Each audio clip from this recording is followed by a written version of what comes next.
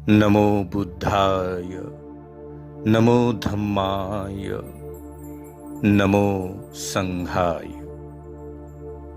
निब्बान पयति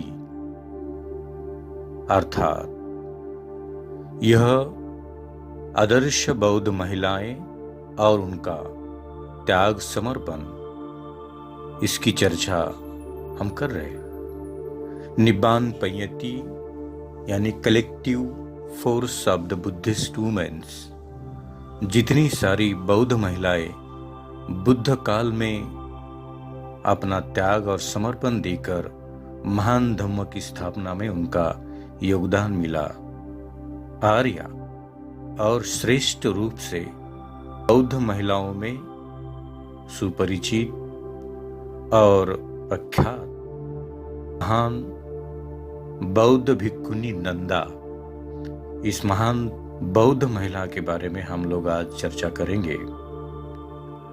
हिमालय की तराई का प्रदेश हरा भरा और बहुत सुंदर है। ऊंचे ऊंचे सफेद शील शिखर नीले आकाश को स्पर्श करते प्रतीत होते हैं। शाल और चीड़ के वृक्ष बर्फीली वर्षा को सहते साधक की भांति सदैव एकाग्र खड़े रहते हैं। ऐसे प्रदेश में शाक्य जनपद का गौरवशाली नगर कपिलवस्तु है, जहां के राज प्रसाद में भगवान बुद्ध ने अपने बचपन के दिन व्यतीत किए थे। प्रात स्मरणीय गुणवती सुंदरी यशोधरा से उनका मंगल परिणय हुआ। शिशु राहुल के जन्म के पश्चात महाभिनिष्क्रमण की घड़ी में उन्होंने विश्व कल्याण के हेतु सर्वस्व त्याग दिया था और वर्षों कठोर तपस्या कर मार विजेता भगवान बुद्ध ने धम्म चक्र प्रवर्तन किया। राजगृह मगध और कौशल में उपदेश सुधा से प्राणी मात्रा का कल्याण करते हुए कपिलवस्तु भी पधारे थे। उस समय उनके अनुज गौतमी पुत्र नंद यशोधरा के अचल धन राहुल और अन्य शाक्य कुमारों ने पबज्जा ले त्रिरत्न की शरण में जा आपने स्वयं को धन्य माना। प्रजापति देवी यशोधरा, सुंदरिका आदि 500 शाक्य महिलाओं ने साधना को पथ और अपना धम्म को अपनाया और प्रबंधित जीवन को ग्रहण कर लिया। उसी पुनीत शाक्य वंशज राजवंशज में कपिलवस्तु नगर के अंतर्गत ही नंदा का जन्म हुआ था। अत्यंत मनोहरी रूप होने के कारण यह सुंदरी नंदा कहलाती थी। उसे जनपद की सर्वश्रेष्ठ सुंदर स्त्री जनपद कल्याणी का महान नाम दिया गया था। अनेक शाक्य सुकुमारियां तो काषाय वस्त्र धारण कर भिक्खुनी बन गई थी, किंतु सौंदर्यशालिनी नंदा राजभवन के विलासितापूर्ण साधनों के बीच ही स्वयं को प्रसन्नता दे रही थी। यद्यपि कपिलवस्तु का उल्लास पूर्ववत न रह गया होता, न राहुल थे, न देवी महान, न यशोधरा थी, न नंद पुत्री सुंदरिका। ऐसी स्थिति में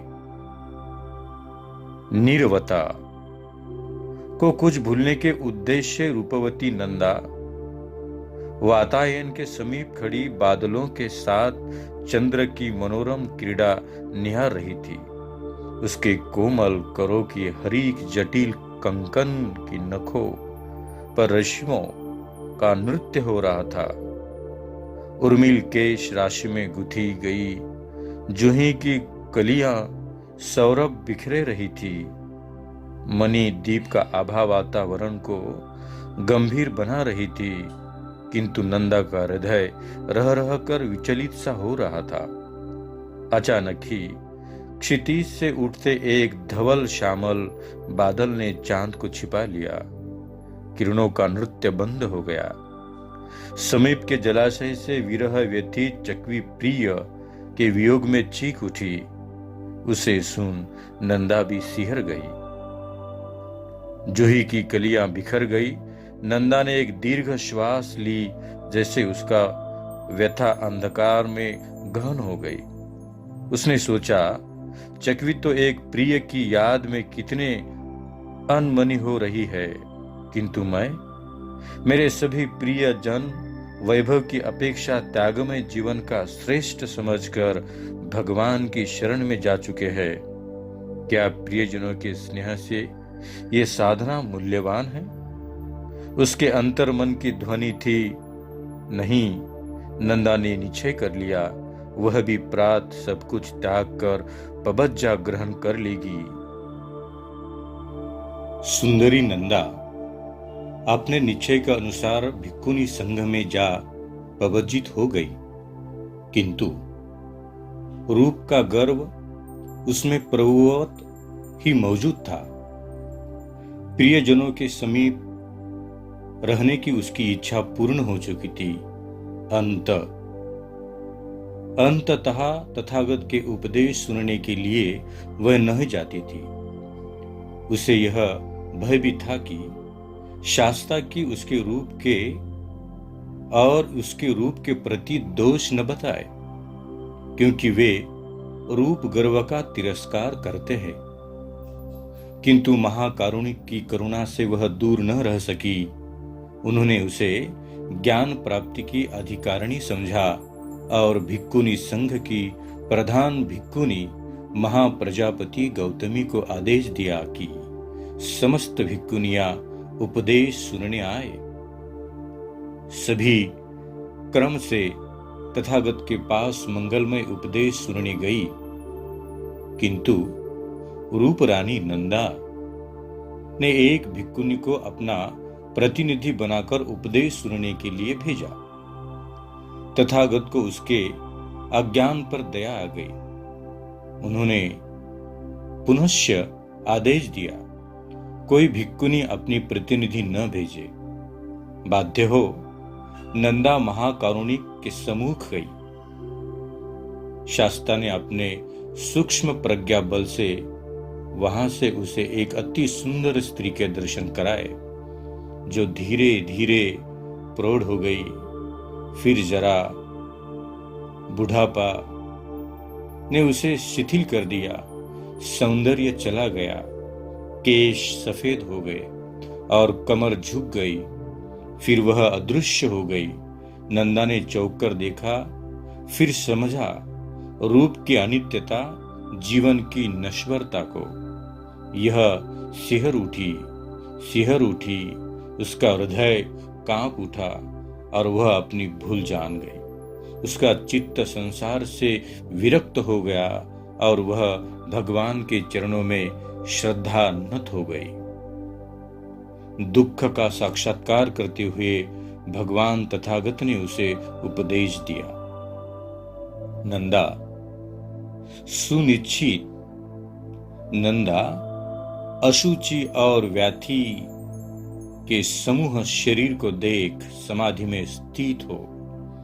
अशुभ भावना में मन को लगा। शरीर का परिणाम देख केवल अभिमानी लोग उसे अभिनंदनीय समझते हैं।